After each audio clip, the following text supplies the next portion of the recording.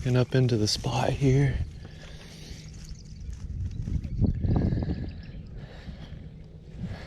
Next morning, we didn't get any bites yesterday evening,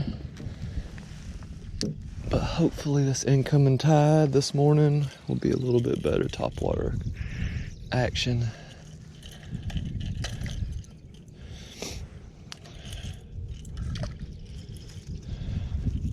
Throw in the Super Spook Junior by Heeden. Salt water.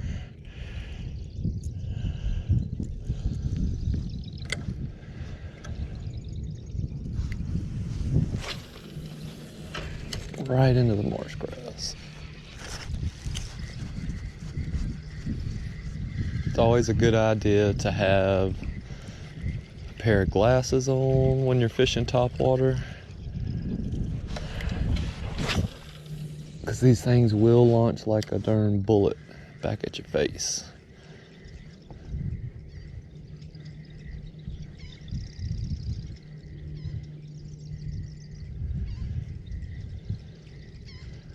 And you just work it, what they call walking the dog.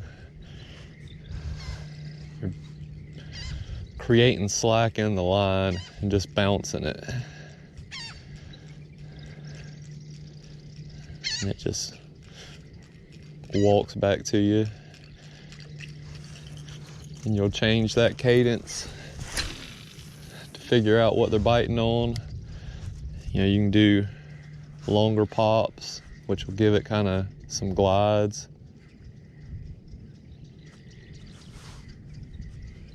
And then, you know, you can speed it up and make it walk.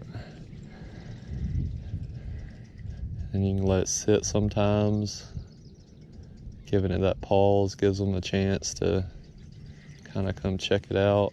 As soon as it starts moving, they usually smack it. So you can use all of that to your advantage if you know the bottom topography. You know, you got a ledge somewhere, or like those shells where it drops off into the deeper water.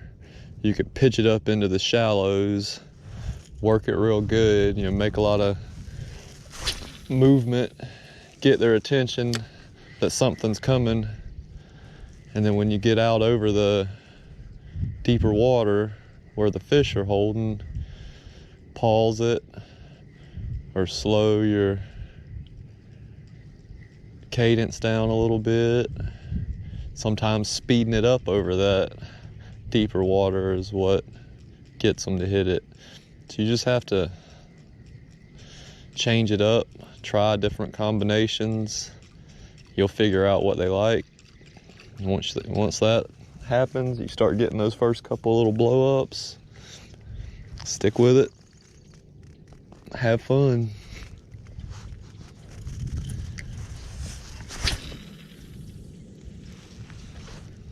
Topwater is a great search bait. You can cast them a mile. It's a pretty quick retrieve. Usually, if the conditions are right and there's fish in the area, you'll know pretty quick. Pull in a little deeper.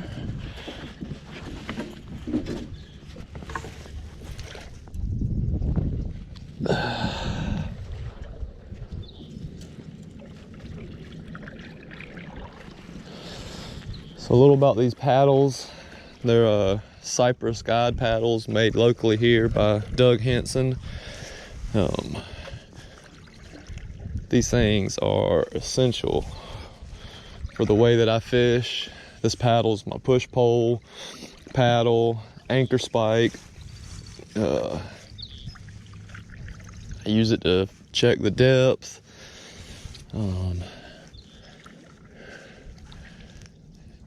It saves me from having a bunch of gear on the boat that I don't really need. Having such a small boat, anytime you can have one tool that serves multiple purposes, it is greatly beneficial, and this paddle does that.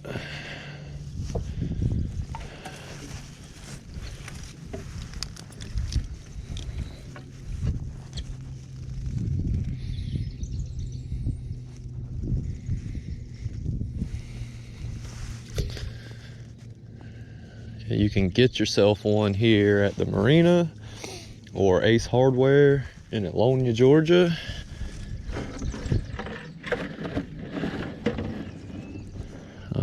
I have put this thing through the ringer. It has been torture tested. So I couldn't do this with a normal paddleboard paddle or kayak paddle. I'd be breaking them all the time. I mean, a lot of times I'm poling across wet mud, you know, just pushing the boat across it. And these paddles hold up well.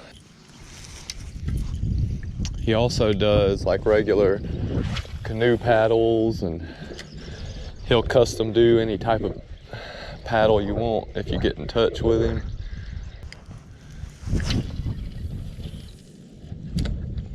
They're good paddles, is what I'm saying.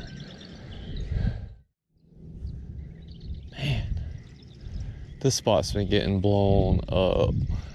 Fish are just not happy anymore.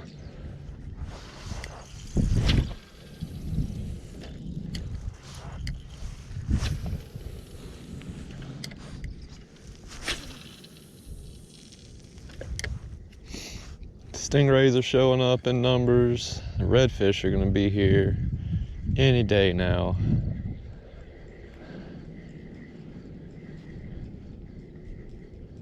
Oh, some mullet jumping back there. I may have to just push on back there. I never catch fish back there. But if this spot's been getting pressured, it may have pushed them deeper down into the creek.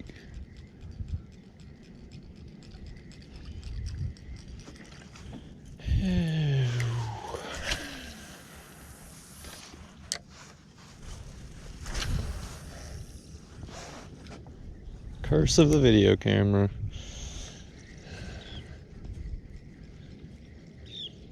For 2 days I come down here without a camera and caught trout on topwater.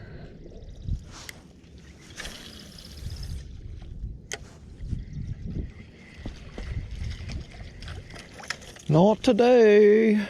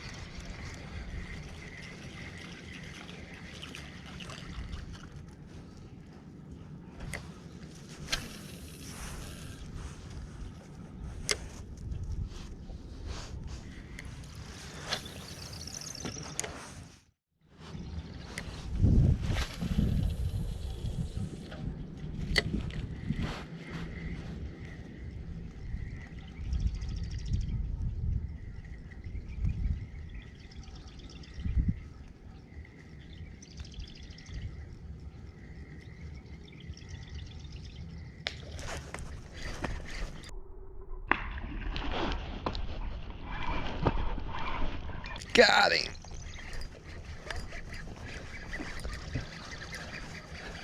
Woo! It's a good fish too.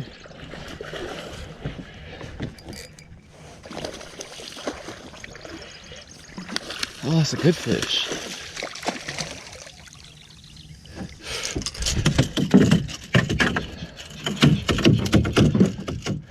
Yes, sir. I'll do that all day for that one fish.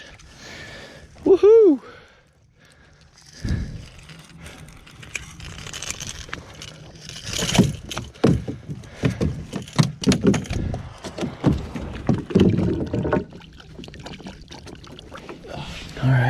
guys, let's see if we can let this big girl go. Beautiful fish. All right. There's more back here.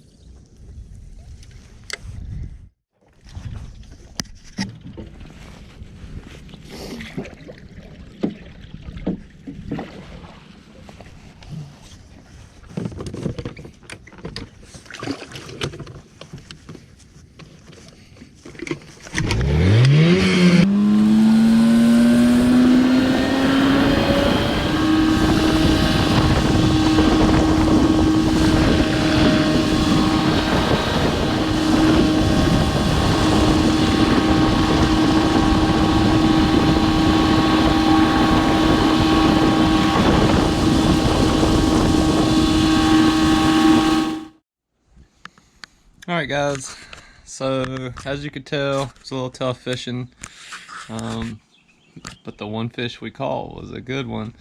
So go-to is definitely pink and white Eden Spook Jr. That's what I caught the fish in the video on. I tie my topwaters on with an improved clinch instead of a loop knot. This helps keep the leader pointed away from the bait so that front treble doesn't wrap the leader line. It'll still happen, but it reduces it a lot.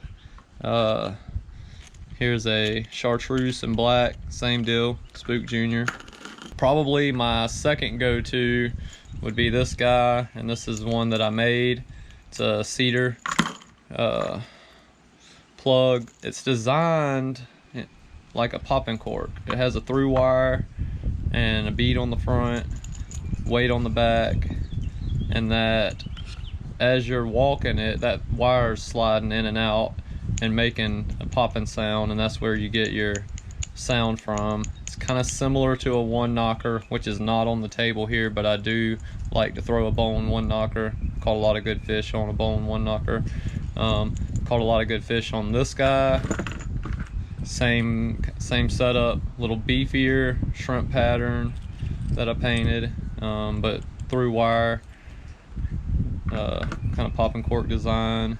This is one, if you've been following along, that I just made, and it's going to be the giveaway bait for the 200 subscribers when we hit 200 subscribers. So y'all get out there and get your friends tuned into the channel and get them to subscribe. Start liking the videos. That helps me know that you like what I'm doing and to keep going. And haven't caught any fish on this one yet, but I haven't thrown it but once, and I don't want to get it scuffed up and messed up and then give it away. So it's just been sitting on the shelf. Gonna make some more of these and start throwing them. It doesn't have a rattle, and there's times where I would really like to have a topwater that doesn't have a rattle. It's not very many topwaters out there that don't have a rattle. So